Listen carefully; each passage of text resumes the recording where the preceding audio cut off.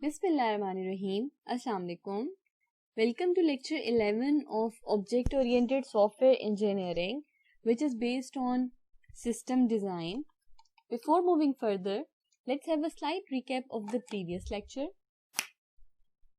In the previous lecture, we discussed about analysis, about system analysis and the work products of system analysis. Like we discussed that work products of analysis might be use cases. Then we discussed use case to sequence diagram mapping.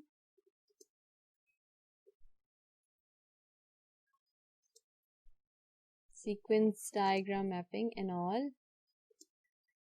Today we will be discussing the internal structure of the software, that is basically system design.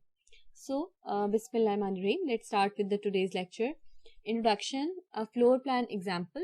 एक floor plan की example से हम discuss करेंगे कि किस तरह से हम जो सिस्टम डिज़ाइन है उसको अपनी रियल लाइफ के साथ रिलेट कर सकते हैं. Then an overview of system design.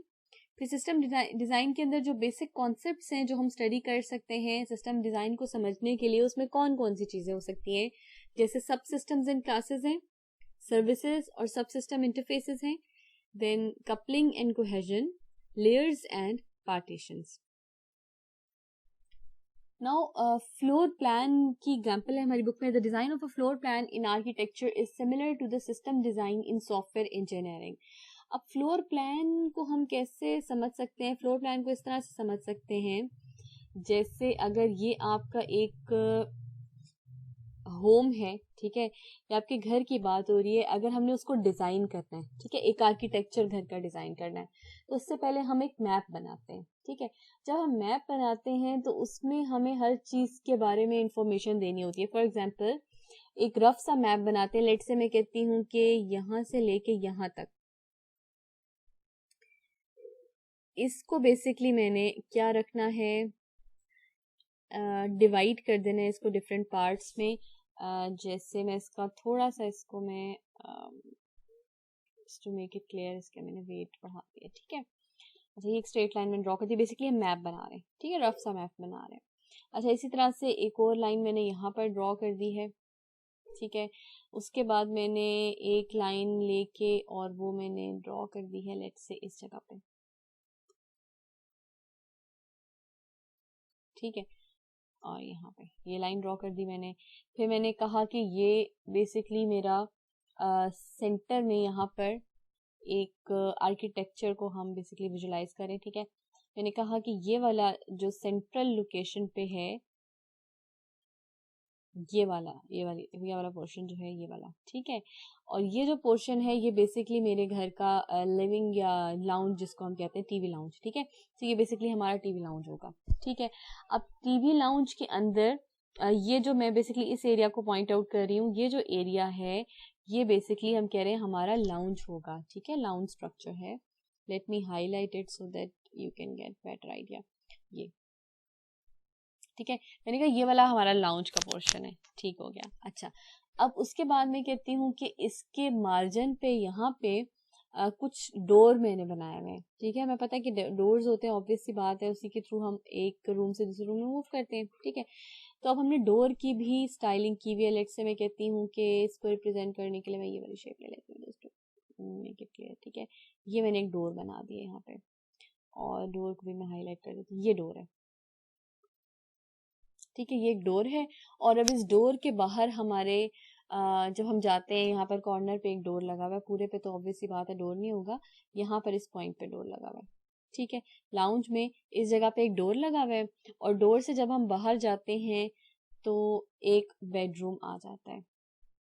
ठीक है, लेट से इस जगह पे ये एक बेडरूम है. ठीक है, अब इस बेडरूम के साथ हमने डिफरेंट और लाउंज एंड ये बेसिकली हम अभी फिलहाल पूरे रूम के एग्जाम्पल में से ये डिस्कस कर रहे हैं कि यहाँ पर हमारा गेट है, गेट से एंटर होते हैं तो यहाँ पर एक रूम है, रूम के बाद अंदर आते हैं तो लाउंज से आगे हमारा एक रूम है जहाँ पर आप इसके थ्रू मूव करें. ठीक है, और आप जो मूवमेंट हो रही है that is through this door. ठीक है, इसको रिप्रेजेंट करने के लिए. सो ये हमारे रियल वर्ल्ड एग्जाम्पल है जिसमें हम एक फ्लोर प्लान को डिस्कस कर रहे हैं. Now let's relate it with the software. ठीक है, सॉफ्टवेयर में जो हमारा सिस्टम डिजाइन है या सिस्टम डिजाइन आर्किटेक्चर है, we can relate it with real life example as floor plan. जैसे कि हम देखें आर्किटेक्चरल कॉन्सेप्ट और साथ में जो इसका कंपोनेंट होता है सॉफ्टवेयर में, उस वो किससे रिलेट करता है, जैसे कंपोनेंट्स हैं. ठीक है, अगर मैं कंपोनेंट्स की बात करती हूँ टेक्निकली, तो that components might be as rooms. ठीक है, अब यहाँ पे जितने रूम्स है, जैसे एक ये लाउंज है, एक ये वाला रूम है, सो ये जितने भी रूम्स हैं ये सारे के सारे 2 रूम्स. चले मैं रिप्रेजेंट कर देती हूँ. बेसिकली मैं कंफ्यूजन खत्म करना चाह रही हूँ ताकि इसकी चीज अच्छी तरह से समझ आए. लेट्स से ये एक रूम है. ठीक है, तो अब ये जो 2 रूम्स हैं यहाँ पर पिंक और ग्रीन कलर के, दे आर बेसिकली कंपोनेंट्स. अगर हम सॉफ्टवेयर की बात करें तो ये हमारे सॉफ्टवेयर के कंपोनेंट्स हैं. ठीक है, और दूसरी तरह से हम सॉफ्टवेयर इंजीनियरिंग में ये कह सकते हैं कि ये हमारे सब सिस्टम्स हैं. यानी एक सिस्टम को ओवरऑल जो हमारा पूरा सिस्टम था उसको डिफरेंट सब सिस्टम्स में डिवाइड कर दिया है. ठीक है, एक ये सब सिस्टम है, एक ये सब सिस्टम है, सो हमारा सिस्टम डिफरेंट सब सिस्टम्स में डिवाइड हो गया है. So these are basically rooms in architectural concept, real life, and in software engineering we can say these are sub systems. ठीक है, अब आगे जाते हैं. नेक्स्ट इज टेक्निकल टर्म है इंटरफेसेस की. इंटरफेसेस क्या होते हैं? ठीक है, इंटरफेसेस अगर रियल लाइफ से एग्जांपल, जो ये मैंने डोर बनाया था बेसिकली इसी चीज को रिप्रेजेंट करने के लिए बनाया था, क्योंकि देखें 2 जो रूम्स हैं उनके दरमियान में इंटरेक्शन किस चीज के थ्रू हो रही है, इस डोर के थ्रू हो रही है. So we can say that is an interface. ठीक है, अब इसको हम डोर कहते हैं और जब सॉफ्टवेयर में बात करें तो हम कहते हैं सर्विसेज हैं. ठीक है, ये सर्विसेज हैं जो बेसिकली हमें प्रोवाइड हो रही है. अच्छा, उसके बाद non functional requirements. Non functional requirements की अगर बात करें तो that is actually our living area, कि उस लिविंग एरिया से हमने नॉन फंक्शनल रिक्वायरमेंट्स गेट करनी है. ठीक है, उसके जो एट्रीब्यूट्स हैं वहां से हमें नॉन फंक्शनल रिक्वायरमेंट्स मिलेंगी और उसमें हम रिस्पॉन्स टाइम को देखते हैं. ठीक है, एक रिस्पॉन्स टाइम एक एग्जाम्पल है. इसी तरह से फंक्शनल रिक्वायरमेंट्स में रेजिडेंशियल हाउस. अब इसमें पूरा जो रेजिडेंशियल हाउस है उसको हमने फंक्शनल रिक्वायरमेंट्स में ले लिया है. वो इसलिए ले लिया है क्योंकि पूरे घर के डिफरेंट फीचर्स हैं. जैसे डाइनिंग रूम, उसकी एक अलग फंक्शनैलिटी है. ठीक है, इसी तरह से लिविंग रूम, उसकी अलग फंक्शनैलिटी है. किचन है, उसकी अलग फंक्शनैलिटी है. तो इसलिए हम फंक्शनल रिक्वायरमेंट्स रेजिडेंशियल हाउस से ओवरऑल कलेक्ट कर रहे हैं और इसमें हम कह सकते हैं कि ये हमारा यूज केसेस के साथ मैप कर रहा है. That is costly rework. ठीक है, अगर कॉस्टली रीवर्क की बात करते हैं तो बेसिकली मूविंग वॉल्स. ठीक है, एंड चेंज ऑफ सब सिस्टम इंटरफेसेस के. अगर आप ये कहते हैं कि एक दफा एक इंटरफेस आपने डिजाइन कर दिया है या एक कंपोनेंट आपने डिजाइन कर दिया है, सर्विसेज आपने बना लिए और उसके बाद अगर आपको कोई चेंज करना है, ठीक है, so you can say that is costly rework. अगर हमें उसको सब सिस्टम को एक दफा हम डिजाइन कर लेते हैं और उसके बाद हमें कोई कहता है कि नहीं ये सब सिस्टम तो ठीक नहीं है, इसको चेंज करें, so that requires costly rework. ठीक है, और वो मूविंग वॉल्स की एक एग्जाम्पल है. लाइक चेंज ऑफ सब सिस्टम इंटरफेसेस का हम एग्जांपल लेंगे, वॉल्स मूव कर रही हूँ. ठीक है, that is practically very much impossible तो नहीं है but that is very difficult. ठीक है, इसी तरह से चेंज ऑफ सब सिस्टम इंटरफेसेस भी इसी से रिलेट करता है. Next one is overview of system design. अब सिस्टम डिजाइन के अंदर कुछ मल्टीपल कंपोनेंट्स हैं जिनको मिलके सिस्टम डिजाइन क्रिएट होता है. फॉर एग्जांपल पहले हम देख लेते हैं हमने एनालिसिस में कौन कौन से कंपोनेंट्स पढ़े थे. बेसिकली जब हमने सिस्टम एनालिसिस पढ़ा था, सो सिस्टम एनालिसिस के अंदर हमने ये देखा था कि यूज केसेस होते हैं. ठीक है, एक सीक्वेंस डायग्राम हो सकती है. So these might be multiple forms of system analysis. ठीक है, अब हम सिस्टम डिजाइन पे आ गए. सो सिस्टम डिजाइन का मतलब है we are going to have an internal architectural view, or you can say we will be getting an idea of internal structure of our software system. ठीक है, जब हमने software system के internal structure की बात करते हैं, सो वी कैन से कि वो हमारा सिस्टम डिजाइन है. अब हम बात करेंगे उस सिस्टम के कितने कंपोनेंट्स हैं, कितने सब सिस्टम्स हैं, फिर सब सिस्टम्स के साथ कितने इंटरफेसेस हैं. तो ये सारी चीजें हमारी सिस्टम डिजाइन के अंडर आएंगी. System design results in the following products. ठीक है, अब 3 डिफरेंट प्रोडक्ट्स है जिसको स्टडी करेंगे.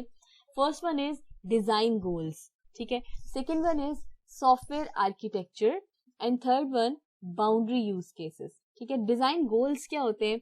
Design goals describing the qualities of the system that developers should optimize. अब डिजाइन गोल्स का मतलब ये है कि एक सिस्टम डिजाइन है जो हमने बनाना है, एक हमारे माइंड में है कि हमने इस तरह का इतने सब सिस्टम्स में इसको डिवाइड करना है। डिजाइन गोल्स का मतलब ये है कि ये कुछ एट्रीब्यूट्स या क्वालिटीज है सिस्टम की जो हम चाहते हैं कि हमें अचीव करनी है, ठीक है, हमें ऑप्टिमाइज करना है। That is basically design goals describing the qualities of the system that developers should optimise.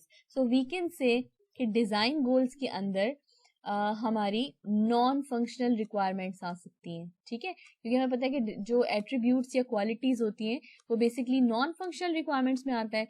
तो इस तरह हम कह सकते हैं कि जो डिजाइन गोल्स हैं that basically represents are attributes of the system और non functional requirements of the system, ठीक है। सो जो डिजाइन गोल्स हैं वो हमारी नॉन फंक्शनल रिक्वायरमेंट्स को रिप्रेजेंट कर रहे होंगे, ठीक है।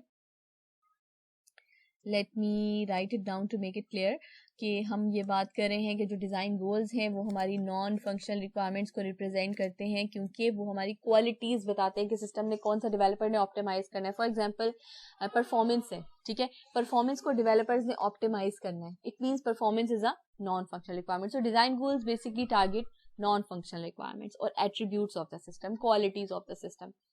Next is software architecture. अब सॉफ्टवेयर आर्किटेक्चर के अंदर सारे सब सिस्टम्स आएंगे। अभी हमने बात की ना, system design means we have to divide the system into different sub systems and the relationship between that sub systems will be considered. So software architecture में describe sub system responsibilities, dependencies among sub system mapping to hardware etcetera, ठीक है। अब software architecture का ये काम है कि हमने जितने भी सब सिस्टम्स हैं उनको डिवाइड करना है, हमें देखना है कि हमारा जो सिस्टम है वो कितने सब सिस्टम्स में डिवाइडेड है, ठीक है।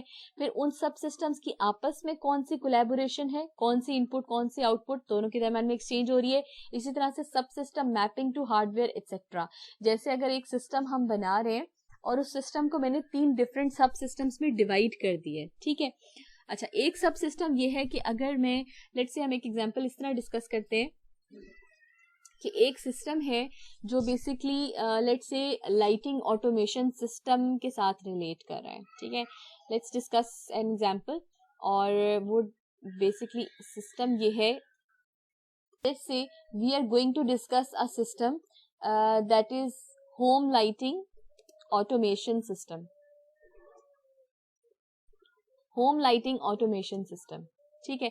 अब होम लाइटिंग ऑटोमेशन सिस्टम का मतलब है, ये एक एग्जांपल है ऑटोमेशन सिस्टम की बात करें जिसमें बेसिकली हम जो अपने होम की, अपने जो घर की लाइट्स हैं उनको ऑटोमेट इस तरह से करेंगे कि जैसे हम लोग स्विचेस के थ्रू काम करते हैं, ठीक है। जब लाइट कोई ऑन ऑफ करनी होती है तो हम स्विच के थ्रू काम करते हैं। तो जो लाइटिंग ऑटोमेशन सिस्टम है उसमें हमें एक पैनल प्रोवाइडेड होगा, ठीक है, जिसको हम मूव कर सकेंगे from one place to another, और उस पैनल के थ्रू हम लाइट्स को switch and on and off कर सकते हैं, ठीक है। इसी तरह से ऑटोमेटिकली हम सेट भी कर सकते हैं कि लेट्स से अगर लाइट की एक इंटेंसिटी कम हो रही है, ऑटोमेटिकली वो डिटेक्ट कर लेगा कि लाइट की इंटेंसिटी एक पर्टिकुलर इंटेंसिटी से कम तो नहीं है। अगर उससे कम है तो बेसिकली क्या करेंगे, अगर लाइट की इंटेंसिटी रिड्यूस होती है तो लाइट्स ऑटोमेटिकली ऑन हो जाएंगी, ठीक है, अदरवाइज लाइट्स हमारी ऑफ हो जाएंगी, यानी डे टाइम पे लाइट्स ऑफ हो जाएंगी और रात के वक्त लाइट्स ऑन हो जाएंगी। सो इस केस में हमारा सॉफ्टवेयर आर्किटेक्चर की या मैपिंग की अगर बात करें तो हम कह सकते हैं कि इसमें अगर कंट्रोल स्विचेस की फंक्शनैलिटी है दैट इज बेसिकली वन सब सिस्टम, ठीक है।